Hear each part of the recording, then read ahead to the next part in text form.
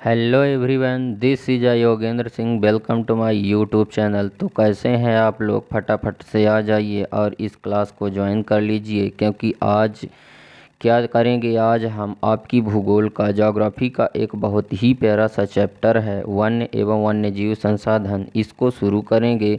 Forest and wild life resources on short, मतलब एक ही lecture में हम पूरे चैप्टर के महत्वपूर्ण प्रश्नों को कवर करेंगे, क्योंकि ये जो चैप्टर है बहुत ही खूबसूरत है। और इस चैप्टर में हम बेसिकली पढ़ने क्या वाले हैं, तो इसमें हम अपने जंगलों के बारे में जानेंगे, अपने वन्य जीवों के बारे में जानेंगे, बहुत सी तमाम जो चीज़ें हैं उनके बारे में जानने वाले हैं इस चैप्टर में। इसलिए यह चैप्टर आपके बोर्ड एग्ज़ाम की दृष्टि से बहुत इम्पोर्टेंट होने वाला है। तो प्लीज़ वीडियो को बिना बढ़ाए शुरू से अंत तक देखिएगा, और अगर वीडियो पसंद आए तो वीडियो को लाइक व दोस्तों में शेयर करना ना भूलें। तो चलिए दोस्तों, टॉपिक पर आते हैं और वीडियो को शुरू करते हैं, जिसमें हमारा पहला प्रश्न इस प्रकार से है कि जैव विविधता किसे कहते हैं। दोस्तों, जैव का मतलब होता है जीव जंतु, और विविधता का मतलब होता है उसके अलग अलग होने से, उसकी जो विविधताएं हैं, मतलब उसकी जो अलग अलग जो उसके कार्य हैं, ठीक है, और उनकी जो अलग अलग रूप हैं, उनके जो अलग अलग आकार हैं, उसको जो है तो हम विविधता बोलेंगे, ठीक है।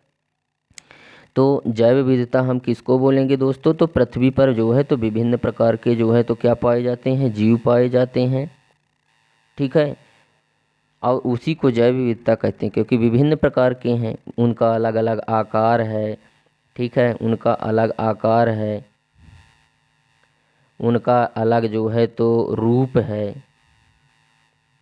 ठीक है, उनका अलग आकार है, उनका अलग रूप है, उनका अलग रंग है, ठीक है। तो यही अलग आकार, अलग रूप, अलग रंग ही जो है तो क्या है, विविधता है। किसमें? जीवों में। इन जीवों के आकार और कार्य अलग अलग होते हैं सबके। जैसे मानव का कार्य अलग होता है, जंगली जीव जंतु जो होते हैं उनका कार्य अलग है, उनका रूप भी अलग है, उनका प्रकार भी अलग है, ठीक है। तो उसी को जो है तो हम जैव विविधता कहते हैं, ठीक है। अब जैव विविधता का जो है तो हम महत्व देख लेते हैं। जैव विविधता मानव जीवन के लिए महत्वपूर्ण है, क्योंकि मानव एक दूसरे जीवधारी, ठीक है, क्योंकि मानव और दूसरे जीवधारी एक जटिल पारिस्थितिकी तंत्र का निर्माण करते हैं।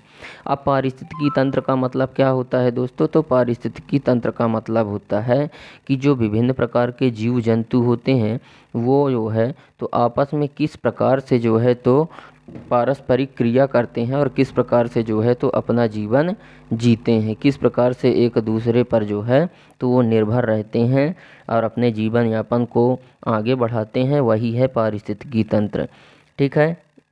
तो मानव और दूसरे जीवधारी एक जटिल पारिस्थितिकी तंत्र का निर्माण करते हैं, जिसका हम मात्र एक हिस्सा हैं। अपने अस्तित्व का मतलब होता है दोस्तों पहचान, ठीक है, पहचान को बनाए रखने के लिए विभिन्न तत्वों पर हम निर्भर रहते हैं। उदाहरण के लिए वायु, जिसमें हम सांस लेते हैं, जल जिसे हम पीते हैं, मृदा जो अनाज पैदा करके हमें देती है, जिसके बिना हम जीवित नहीं रह सकते, ठीक है, पशु, पौधे और सूक्ष्म जीव इनका फिर से निर्माण करते हैं। वन पारिस्थितिकी तंत्र में महत्वपूर्ण भूमिका निभाते हैं, क्योंकि ये प्राथमिक उत्पाद हैं जिन पर हम सभी जीव एक दूसरे पर निर्भर हैं, और सभी जीवों का एक दूसरे पर निर्भरता ही जैव पारिस्थितिकी तंत्र है, ठीक है। उसके बाद हमारा जो दूसरा क्वेश्चन है वो इस प्रकार से है कि प्रोजेक्ट टाइगर योजना क्या है। प्रोजेक्ट टाइगर योजना दोस्तों, यह विश्व की वन्य जीव परियोजनाओं में से एक है। जो यह प्रोजेक्ट टाइगर योजना है, यह वन्य जीव परियोजनाओं में से यह एक परियोजना है जो वन्य जीवों के लिए चलाई गई थी, ठीक है। तो विश्व की वन्य जीव परियोजनाओं में से एक है, जिसकी शुरुआत 1973 में की गई थी, और इसका प्रमुख उद्देश्य था कि जो बाघ प्रजाति है ना, उसको जो है तो सुरक्षा देना था।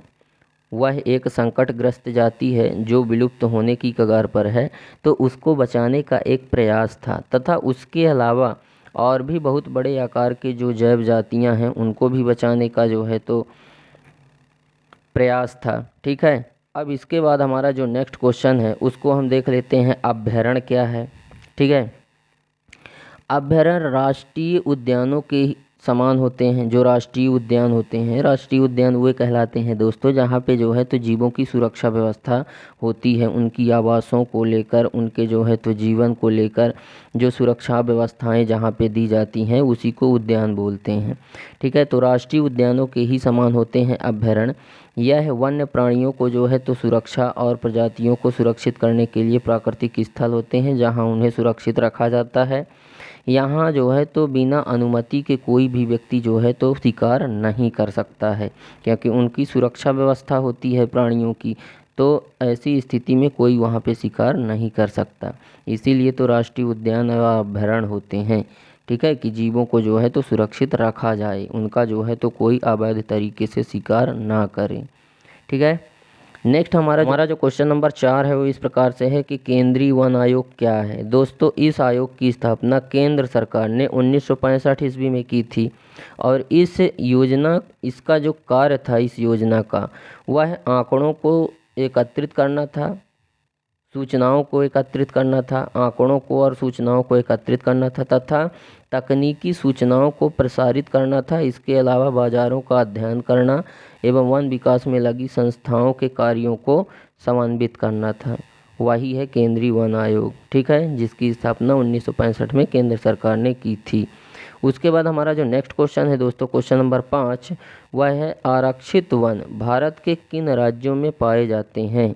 ठीक है, तो इस प्रकार के वन भारत के मध्य प्रदेश, जम्मू कश्मीर, आंध्र प्रदेश, उत्तराखंड, केरल, तमिलनाडु, पश्चिम बंगाल और महाराष्ट्र में पाए जाते हैं आरक्षित वन।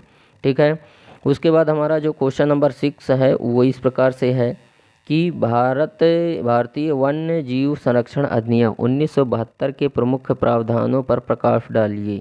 ठीक है, तो भारतीय वन्य जीव संरक्षण अधिनियम 1972 के प्रमुख प्रावधान इस प्रकार से हैं। यहाँ पे हम देख लेते हैं। हमारा जो पहला प्रावधान था वो ये है, इस अधिनियम में वन्य जीवों के आवास की सुरक्षा को लेकर अनेक प्रावधान थे। ठीक है, मतलब जो है तो उनका जो आवास है, वन्य जीवों का आवास जंगल ही है या वन ही है, तो उनकी जो है तो सुरक्षा व्यवस्था को लेकर थे। ठीक है, जो है तो इस अधिनियम का जो दूसरा प्रावधान था, नियम के तहत भारत में विभिन्न प्रकार की जो जातियां हैं, ठीक है, उनकी सूची को निर्धारित करना है और जो जातियां संकटग्रस्त थी उनको बचाना है, उनके शिकार पर प्रतिबंध लगाना है तथा जंगली जीवों के व्यापार पर भी रोक लगाना है। ठीक है, यह इसके जो है तो 1972 अधिनियम जो था इसके प्रावधान थे। ठीक है, उसके अलावा हमारा जो तीसरा प्रावधान था क्या था, जीवों की जो है तो सुरक्षा को लेकर, कि इस अधिनियम के आधार पर केंद्र और राज्य सरकार के द्वारा वन्य जीव पशु विहार स्थापित किए गए। चौथा जो हमारा प्रावधान था 1972 अधिनियम का, वो ये था कि कई तरह की परियोजनाओं की घोषणा की गई, जिन परियोजनाओं का प्रमुख उद्देश्य खतरे में पड़े प्राणियों की सुरक्षा करना था, जैसे गैंडा, बाघ, कश्मीरी हिरण, मगरमच्छ, एशियाई शेर, ये जो है तो खतरे में पड़े हुआ था इनका अस्तित्व, तो इन्हीं की सुरक्षा व्यवस्था को लेकर के, ठीक है, यह जो है तो अधिनियम लागू किया गया था। ठीक है, उसके बाद हमारा जो है नेक्स्ट क्वेश्चन जो है पारिस्थितिकी तंत्र क्या है दोस्तों। ठीक है, इसको देख लेते हैं। भौतिक पर्यावरण और उसमें रहने वाले जीवों के सम्मिलित रूप को हम पारिस्थितिकी तंत्र या परितंत्र कहते हैं। भौतिक का मतलब होता है दोस्तों प्राकृतिक, क्या होता है, प्रकृति। भौतिक का मतलब क्या होता है, प्रकृति। ठीक है, और पर्यावरण को हम वातावरण भी कह सकते हैं। ठीक है, तो कुल मिला के भौतिक पर्यावरण का मतलब होता है कि प्राकृतिक और उसमें रहने वाले जीवों के सम्मिलित रूप को जो है तो हम क्या कहते हैं, पारिस्थितिकी तंत्र कहते हैं। मतलब जो जिसमें जो है तो विभिन्न प्रकार के जीव जंतु, पशु पक्षी, ये सब जो है तो आपस में रह रहे हैं और किस प्रकार से आपस में क्रिया कर रहे हैं, वही है क्या, पारिस्थितिकी तंत्र या परतंत्र कहते हैं। ठीक है, तो पारिस्थितिकी तंत्र का जो है तो क्या है, इसका महत्व क्या है देख लेते हैं। वन पारिस्थितिकी तंत्र में महत्वपूर्ण भूमिका निभाते हैं, क्योंकि अगर वन नहीं होंगे, ठीक है, क्योंकि अगर वन नहीं होंगे तो वहाँ पे जीव जंतु भी नहीं होंगे और वहाँ पे घास भी नहीं होगी। ठीक है, तो अगर घास नहीं होगी, जीव जंतु नहीं होंगे, तो पर्यावरण का जो संतुलन है वह बिगड़ जाएगा। क्योंकि पेड़ पौधे जीव जंतु जो भी कुछ होते हैं वे सब आपस में जो है तो रह करके पर्यावरण संतुलन को बनाए रखते हैं और वही पारिस्थितिकी तंत्र कहलाता है। तो अगर वहाँ पे जीव जंतु पेड़ पौधे जब नहीं होंगे तो जीव जंतु भी नहीं होंगे। जब पेड़ पौधे नहीं होंगे जंगल में तो वहाँ पे जंगली जीव जंतु भी नहीं होंगे। तो इस तरह से जो है तो उनका अस्तित्व खत्म हो जाएगा जीवों का, क्योंकि यह प्राथमिक उत्पाद हैं वन, ठीक है, जिन पर सभी दूसरे जीव निर्भर रहते हैं। वन पारिस्थितिकी तंत्र देश के मूल्यवान पदार्थों, खनिजों और अन्य संसाधनों के भंडार हैं जो तेज़ी से विकसित हो रहे हैं, उद्योगों की मांग की पूर्ति करते हैं, ठीक है। इसलिए वन पारिस्थितिकी तंत्र में महत्वपूर्ण भूमिका निभाते हैं, ठीक है। उसके बाद हमारा जो नेक्स्ट क्वेश्चन है, क्वेश्चन नंबर 8 है, वो इस प्रकार से है। वन्य जीवों में प्रमुख जीव बाघ एक महत्वपूर्ण जंगली जाति है, ठीक है। जो हमारा एक जो बाघ है वह एक महत्वपूर्ण जंगली जाति है जिसकी जनगणना ठीक है 1973 में अधिकारियों के द्वारा की गई थी।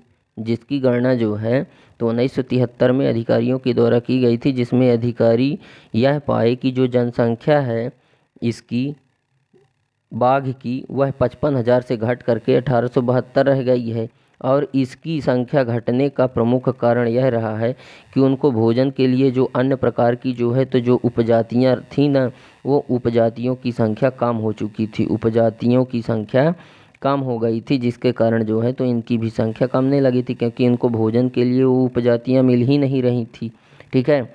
और एक और महत्वपूर्ण कारण था इनके कम होने का कि इनका जो आवास स्थल है वह सिकुड़ गया था, तथा इनके जो खाल का जो व्यापार करने वाले जो लोग थे, ठीक है, खाल का व्यापार करके जो है तो इनकी संख्या में कमी ला दिए, ठीक है। और भारत व नेपाल में केवल 2/3 भागों के लिए आवास के स्थल हैं पूरे विश्व में।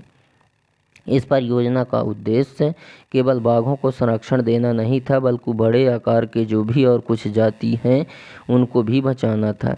तथा बाघ संरक्षण परियोजनाएं बनाई गईं, ये इस प्रकार से हैं, जैसे उत्तराखंड में कॉर्बेट राष्ट्रीय उद्यान, पश्चिम बंगाल में सुंदरवन राष्ट्रीय उद्यान, मध्य प्रदेश में बांधवगढ़ राष्ट्रीय उद्यान, राजस्थान में सरिस्का वन्य जीव पशु विहार और असम में मानस बाघ रिजर्व और केरल में पेरियार बाघ रिजर्व, ये बाघ है, इसको बना लेना, ठीक है। और भारत में बाघ परियोजनाओं के प्रमुख उदाहरण हैं ये, ठीक है। उसके बाद हमारा कीजिए, ठीक है, मतलब भारत सरकार के द्वारा जो है तो वन संरक्षण के लिए जो प्रयास किए गए हैं उन प्रयासों का वर्णन कीजिए। तो निम्नलिखित प्रयास किए थे। उसका पहला प्रयास यह था कि स्वतंत्रता प्राप्ति के बाद पहली बार भारत सरकार ने वनों के संरक्षण हेतु 1950 ईस्वी में केंद्रीय वन बोर्ड की स्थापना की, ठीक है, जिसका उद्देश्य था कि वनों के क्षेत्रफल को बढ़ाकर 3.3% करना था और नए वनों को लगाना था तथा वनों को सुरक्षित करना था, ठीक है। 1950 में जो केंद्रीय वन बोर्ड की स्थापना की गई थी तो उसका उद्देश्य यह था कि वनों के क्षेत्रफल को पहले तो बढ़ा देना था, उसके बाद वनों को लगवाना था, वनों को सुरक्षित करना था, ठीक है। उसके बाद जो भारत सरकार ने जो वन संरक्षण के लिए जो प्रयास किए थे तो उसमें दूसरा प्रयास है 2 दिसंबर 1988 की नई जो है तो वन नीति। 2 दिसंबर 1988 में नई वन नीति की भी घोषणा की गई थी, जिसमें यह कहा गया था कि पहाड़ी घाटियों व नदियों के जल ग्रहण क्षेत्रों में वन लगाए जाएं, जंगलों में आदिवासियों के व गरीबों के जो हक हैं उन्हें बरकरार रखा जाए, ठीक है। उसके बाद जो तीसरा जो है तो प्रयास था भारत सरकार का वनों की सुरक्षा को लेके, वो ये था कि वनों की उत्पादकता को बढ़ाने पर ध्यान दिया जाए तथा वर्तमान में वनों की कटाई पर रोक लगाया जाना चाहिए। जो वनों की कटाई हो रही है, अंधाधुंध जो कटाई हो रही है उस पर रोक लगाया जाना चाहिए। उसके अलावा जिससे पर्यावरण का संतुलन बना रहे। भाई क्या है कि हम अगर वनों की कटाई पर रोक लगा देंगे तो पर्यावरण संतुलन बना रहेगा, ठीक है। वनों से कोई जो है तो जो बड़ा उद्योग है वो ना चले, केवल ग्रामीण व कुटीर उद्योग ही चलें, इसकी इजाज़त देनी चाहिए। और जो चौथा जो है तो हमारा था वो है राष्ट्रीय वन नीति की घोषणा 1988 में हुई थी, जिसको चलाने के लिए 1999 में 20 वर्षीय राष्ट्रीय वानिकी योजना लागू की गई, ठीक है। और जो हमारा पांचवा था वो था 1950 में के.एम. मुंशी के द्वारा वन महोत्सव की शुरुआत की गई, जिसका उद्देश्य अधिक से अधिक पेड़ों को लगाना था, छठवां जो हमारा था अग्नि नियंत्रक परियोजना, यह लागू की गई जिसका उद्देश्य वनों में आग लगाने के कारणों को पता लगाना था। कि ये जो संरक्षण के लिए जो हमारा 6वां नंबर का प्रयास था वो था अग्नि नियंत्रण परियोजना। इसका प्रमुख उद्देश्य था कि वनों में आग लगाने का जो कारण था उसको पता लगाना था। ठीक है, आग लगने का जो कारण था उसको पता लगाना था अग्नि नियंत्रक परियोजना का उद्देश्य। ठीक है, हमारा जो नेक्स्ट क्वेश्चन है क्वेश्चन नंबर 10, यह है वन्य प्राणी संरक्षण क्यों आवश्यक है। वन्य प्राणी संरक्षण के उपाय बताइए। ठीक है, तो वनों के साथ साथ वन्य जीव भी मानव के लिए महत्वपूर्ण संसाधन है। ठीक है, वनों के साथ साथ वन्य जीव भी मानव के लिए महत्वपूर्ण संसाधन है, क्योंकि मानव की बहुत सारी ज़रूरतें जंगलों में पाए जाने वाले जीव जंतुओं से ही पूर्ति होती है। क्योंकि संसाधन क्या है, कोई एक वस्तु है जो हमारी ज़रूरत को पूरा करती है। तो जंगली जो जानवर हैं वह भी हमारी कहीं ना कहीं ज़रूरतों को पूरा करते हैं। वन तो करते ही हैं, क्योंकि वनों से हमें प्रत्यक्ष व अप्रत्यक्ष जो लाभ प्राप्त हैं। ठीक है, वनों से हमें फल फूल पेड़ मिल जाते हैं, जलाऊ लकड़ियाँ मिल जाती हैं। ठीक है, तो इस तरह से जो है तो वनों के साथ साथ वन्य जीव भी मानव के लिए महत्वपूर्ण संसाधन है। क्योंकि पारिस्थितिकी संतुलन को बनाए रखने में वनों की महत्वपूर्ण भूमिका होती है। क्योंकि वन में क्या है, विभिन्न प्रकार के जीव जंतु पाए जाते हैं जो अपने जीवन यापन के लिए एक दूसरे पर निर्भर रहते हैं। ठीक है, जैसे अगर हम एग्जाम्पल की बात करें कि जैसे मान लेते हैं कि अगर धरती पर घास ना होती तो चूहे और खरगोश ना होते, क्योंकि चूहे और खरगोश का जो भोजन है वो घास ही है। ठीक है, और अगर चूहा और खरगोश ना होते तो उधर सर्प और शेर ना होता, क्योंकि सर्प और शेर का जो भोजन है वो चूहा और खरगोश ही है। इसी प्रकार से जो बाज जो ऊपर उड़ती है ना, बाज है, अगर वो ना होती तो जो ये धरती पर आपको बड़े बड़े जो पेड़ पौधे दिखते हैं ये पेड़ पौधे आपको ना दिखते। इसलिए क्योंकि जब वो बाज मरती है ना तो इन पेड़ पौधों के लिए वो खाद का निर्माण करती है। ठीक है, तो इस प्रकार से आप यहाँ पे देख सकते हैं, समझ सकते हैं कि किस प्रकार से जो है तो सभी जीव, सभी पेड़ पौधे एक दूसरे से किस प्रकार निर्भर हैं, एक दूसरे पर किस प्रकार से भोजन के लिए आश्रित हैं। ठीक है, वही है पारिस्थितिकी संतुलन। तो अगर जो है तो वन्य प्राणी नहीं रहेंगे तो जो है तो संतुलन बिगड़ जाएगा पर्यावरण का। ठीक है, तो वन्य जीवों से मांस, खाल, हाथी दांत आदि प्राप्त करता है मानव। ठीक है, इन्हीं वस्तुओं की प्राप्ति एवं मनोरंजन के लिए जानवरों के शिकार की मानव प्रवृत्ति ने वन्य प्राणियों का बेदर्दी से विनाश किया है। इन्हीं चीज़ों का जो है तो प्राप्ति हेतु इन्हीं चीज़ की उन्हें प्राप्ति थी, क्योंकि ये चीज़ उनको जो है तो मिलती है वनों से। तो इन्हीं चीज़ की प्राप्ति हेतु उन्होंने क्या किया है कि इन जानवरों का अंधाधुंध उपयोग किया है। ठीक है, और इन्हीं वस्तु जो है तो बेदर्दी से विनाश किया है, जिसके से जो है तो वन्य प्राणियों का अस्तित्व खतरे में पड़ गया और आने वाले वर्षों में वन्य प्राणियों के विलुप्त होने का भी भय है। इसलिए पर्यावरण संतुलन बनाए रखने के लिए वन्य प्राणी की सुरक्षा करना जरूरी है। ठीक है, हमारा जो वन्य प्राणी संरक्षण के उपाय क्या थे, तो वन्य प्राणी संरक्षण के उपाय निम्नलिखित थे। वन्य प्राणी यानी कि वनों में यानी जंगलों में पाए जाने वाले जो जीव जंतु हैं उनके संरक्षण का उपाय, ठीक है, क्या है, तो उनके संरक्षण के उपाय यहाँ हम देख लेते हैं, निम्नलिखित हैं। जिसमें हमारा जो पहला उपाय है वो है वन्य जीवों के शिकार पर पूर्ण रूप से प्रतिबंध लगाने देना चाहिए।